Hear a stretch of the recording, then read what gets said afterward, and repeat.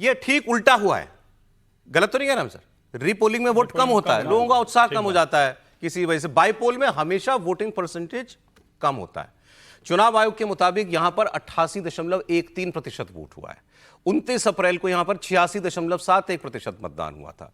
मतलब वही जो कह रहे हैं ना, भरे बैठे थे। उस वक्त लोगों ने शिकायत की कि यहां पर हमें मारा पीटा गया है, बेईमानी करने की कोशिश हुई है, तो उपचुनाव में और ज्यादा लोग निकल के आए। तो वो फीलिंग अंदर से भरी हुई है लोगों के अंदर। टीएमसी का जो उम्मीदवार था जहांगीर खान, उसने फाल्ता से अपना नाम पहले ही वापस ले लिया था। वो कल कहीं नजर भी नहीं आया, उसके दफ्तर पर ताला लगा हुआ था। उसकी पत्नी जरूर वोट डालने के लिए आई थी, लेकिन चेहरा वहरा सब छुपा करके ये है। खैर, ये प्राइवेट सिटीजन हो गई है तो उनसे कोई शिकायत नहीं किसी की होनी चाहिए। ये लेकिन सीट डायमंड हार्बर लोकसभा क्षेत्र के अंदर आती है। अभिषेक बनर्जी यहां से 11 लाख से ज्यादा वोटों से जीते थे। 2021 में विधानसभा चुनाव में डायमंड हार्बर की सभी 7 सीटें तृणमूल कांग्रेस जीती थी। एक और खबर पर मेरी त्रिपाठी जी नजर पड़ी। अब इसमें इस खबर में खबर क्या है वो मैं आपको बताऊंगा। खबर की हेडलाइन है ये फाल्ता को लेकर के, Falta votes peacefully after years of post poll violence and intimidation. खबर सुन के आप कहेंगे क्या मतलब, ठीक है, आज अब तो सब यही लिख रहे हैं कि फाल्ता ने सालों के बाद पोस्ट पोल वायलेंस और डर भय के बिना मुक्त होकर के मतदान किया। उसमें अंदर बड़ी डिटेल है, वो लोगों की केस स्टडीज निकाल करके कि पिछले इलेक्शन में एक परिवार का एक व्यक्ति 4 महीने तक अपने घर नहीं आ पाया, उसकी दुकान लूट ली गई, टीएमसी वालों ने उसकी दुकान लूट ली। ऐसे कई सारे उदाहरण दिए गए कि ये होता था इस सीट के ऊपर। खबर मैंने पढ़ी, मुझे भी कोई आश्चर्य नहीं हुआ क्योंकि ये तो हम पूरे इलेक्शन में सुनते आए थे। खबर जिसने छापी मुझे उस पर है, खबर वही है। खबर किसने छापी? खबर छापी टेलीग्राफ अखबार ने। टेलीग्राफ के लिए मैं बता दूं, ये हुआ है। टेलीग्राफ ने पूरी तरीके से पलटा मारा है। पलटा मारा जानते बताएंगे हैं ना? तो फाल्टा में पलटा। देखिए, मतलब फाल्टा में तो जो कुछ हुआ वो ये बताता है कि ये जो गुंडा बदमाश प्रजाति होती है ना, इनसे कमजोर, इनसे डरपोक, इनसे भगेड़ू कोई होता नहीं। जो कल तक कह रहा था कि मैं पाँव पाँव चलूं तो सीआरपीएफ हवा में उड़ जाएगा, उसके पाँव ही नहीं नजर आ रहे हैं, ना हाथ नजर आ रहे हैं, ना पाँव नजर आ रहे हैं। वो जहांगीर गायब है। जो अभी ममता जी की कॉन्स्टिट्यूंसी पर हम लोग बात कर रहे थे, अब घर से ज्यादा कौन अच्छे से समझता है किसी को? मतलब समझिए ना इसको आप, किसी के बारे में किसी का अच्छा किसी का बुरा सबसे अच्छे से कौन समझता है? घर वाले समझते हैं। बहुत दिन तक बचाते हैं, नालायक बच्चा है, गंदा काम करता है, अपराधी है, लोफर हो गया है, लफंगा है। लेकिन जब एक समय के बाद घर में ही उठपटांग काम करने लगता है, अपने ही घर के लोगों को पीटने लगता है, पिता के ऊपर हाथ उठा देता है, माता को अपमानित करने लगता है, बहन के प्रति टिप्पणी करने लगता है, तब घर वाले कहते हैं कि ये तो नालायक न होता तो अच्छा होता। ये हुआ है भवानीपुर में। इसको आप एक लाइन में समझिए। वो सब छोड़ दीजिए, वो डर वाला, वो सब कुछ, वो सब बड़ा अच्छा है।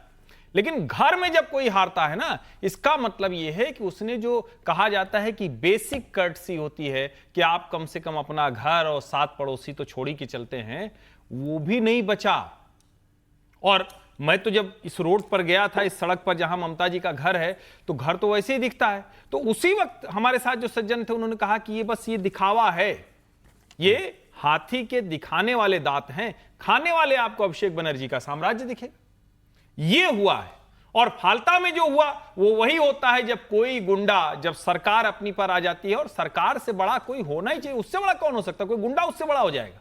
तो दिखाया, और यह भी साबित हुआ कि वहां सरकार और गुंडे वो एक साथ चलते थे, वो कोई अलग अलग एंटिटी नहीं थे। तो आप शेख शाहजहां से लेकर यहां, और अभी तो बीच में कल ही परसों तो आपने चर्चा की थी ना, वो गजब था वो नगर निगम वाला नोटिस। हाँ, फिरहाद हकीम जी, हाँ, बोले हमको नहीं मालूम। वो तो कहे कि जरूरी थोड़ी ना कि सब हमको पता हो, क्लर्क ने भेज दिया होगा। बाईपोल में 2% वोट बढ़ गया। नहीं, मुझे लगता है कि ये तो स्वाभाविक था। वहां के लोग खुलकर अपना, जिसको कहते हैं ना मताधिकार का प्रयोग, जिसको बार बार उनको रोका जाता था, दबाया जाता था, वो निकल कर आए। तो एक तरह से लोकतंत्र है, उस पर्व की एक तरह से आप, मुझे लगता है ये हाईएस्ट विनिंग मार्जिन की सीट होगी यदि अभी इसका जब डायमंड हार्बर होनी चाहिए 11 लाख के करीब वोट जो है। तो फिर डायमंड हार्बर मॉडल टूट गया, ध्वस्त हो जाएगा। पूरे यहाँ तो कैंडिडेट ही बैठ गया है घर में, कैंडिडेट बैठ गया। इस जीत, इस यहाँ पर जीत में शिकायत शक होना नहीं चाहिए। पिक्चर सोशल मीडिया पर सर एक लाइन में। अच्छा, यदि ये सीट यदि वो जहांगीर शेख जीत जाता है तो डायमंड हार्बर मॉडल नहीं, जीत अगर गया। जीत जाता है तो फिर डायमंड भाई हार्बर मॉडल है। टेक्निकली अभी वो ईवीएम के हाँ, वो अंदर कैंडिडेट है। हाँ, हाँ। लेकिन सर एक Technically बड़ी वो अच्छी candidate पिक्चर दिखी थी मुझे बड़ी अच्छी पिक्चर दिखी। वहां वो दिख रहा है कि बड़ी अच्छी जगह है, किनारा कोई ड्राइव टाइप का, जैसे मरीन ड्राइव होती है उस टाइप का दिख रहा है, और वहां लिखा हुआ आई लव डायमंड हार्बर, और उस पे सारे पे भाजपा के झंडे लगे।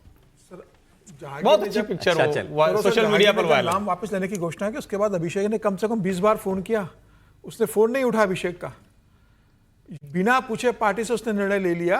और अभिषेक का इतना करीबी आदमी अगर जहांगीर अपना नाम विड्रॉ कर रहा है बिना पूछे पार्टी से, और पार्टी के नेताओं से बात नहीं कर रहा, तो आप सोचिए पार्टी के अंदर क्या चल रहा है, और आने वाले दिनों में कितने लोग इस तरीके से फैसला लेंगे। कल ही विधायक दल की बैठक कुछ लोगों को बुलाया था, 15 से 20 विधायक पहुंचे नहीं बैठक पहुंचे के नहीं अंदर। बैठक के अंदर नहीं पहुंचे। 10 तो उस दिन ही नहीं कई पहुंचे। सांसद ममता बनर्जी से मिल नहीं रहे, तो ये संकट ममता बनर्जी के लिए बड़ा है। चुनाव तो ममता बनर्जी हार गई, पार्टी बचा के रख पाएगी नहीं रख पाएगी, सबसे बड़ी चुनौती है। नहीं, मुझे स्पष्ट लगता है कि नहीं बचा पाएंगे। पार्टी नहीं बचा पाएंगे का मतलब क्या? मतलब क्या सांसद टूटेंगे, सांसद टूटेंगे, विधायक टूटेंगे। सांसद विधायक टूटेंगे, और ममता बनर्जी अब उस जगह नहीं खड़ी कि फिर से पार्टी खड़ी कर सके। आप इसको और अच्छे से समझना चाहते हैं तो आप केसीआर का उदाहरण लीजिए, शरद पवार का उदाहरण लीजिए, तो आपको और अच्छे से समझ में आ जाएगा। ये भी अपने जमाने के दिग्गज नेता थे, लेकिन आपका पीक हो चुका। अब ममता बनर्जी का पीक, ममता का पीक 2021 था। मैं बार बार इसको कहता रहा हूं, ये परिणाम जो भी होते, लेकिन ये 2021 पीक था, वहां से वो ढलान पे आई। आप 24 के नंबर को एबरेशन मानिए, ठीक है, वो कोई मतलब उसको आप इस दिशा मत देखिए, उसको चार्ट के तौर पर मत देखिए, वो एक एबरेशन है जो हर चार्ट में होता है। 24 का। लेकिन आपने पूरी बात नहीं बताई कि जागीर ने अभिषेक का फोन नहीं उठाया, शुभेंदु जी का उठाया कि नहीं उठाया? सर वो तो अंदाजा था कि यही करने की जरूरत नहीं है। मैंने आपसे कहा था ना कि विजय जी के नहीं, पास क्योंकि जाइए। विड्रॉ जैसे किया शिवेंदु को करने की जरूरत नहीं है सर। क्या पता गया हो। नहीं लेकिन एक इसमें मेरा मतलब क्या कहते हैं अब, शाहजहां, क्या नाम है इसका, जहांगीर के लेवल के आदमी को शुभेंदु के फोन जाने की कोई जरूरत भी नहीं है करने की सर, करने की जरूरत भी मतलब नहीं है। विड्रॉ किया, मैं तो पूछ रहा हूँ कि भाई कहीं उधर नहीं, लेकिन मूवमेंट तो मैं- हो सकता है ना, पार्टी जब टूट रही हो। तो श्रमिक भट्टाचार्य का भी चला जाए, किसी इसमें और का दूसरी भी चला बात मैं जाए। कह रहा हूं, जहांगीर पिछले कुछ समय से प्रयास कर रहा होगा किसी तरह से एक बात हो जाए। असली बात क्यों शुभेंदु करेंगे? शुभेंदु के लिए तो मुझे था कि विजय जी कहीं ये न कह दें कि आने वाले दिनों में जहांगीर शेख जो है वो भारतीय जनता पार्टी तो नहीं ज्वाइन कर रही है। तो कोई समय खत्म थोड़ी हो गया आज। मैंने उसने तो कह दिया ना कि सोनार बांग्ला सोनार फाल्टा बनाने वाले भाई, इसके लिए शुभेंदु जी आ विकसित- गए तृणमूल से बीजेपी में, तो जागीर में क्या आपत्ति जहांगीर है? क्यों नहीं आ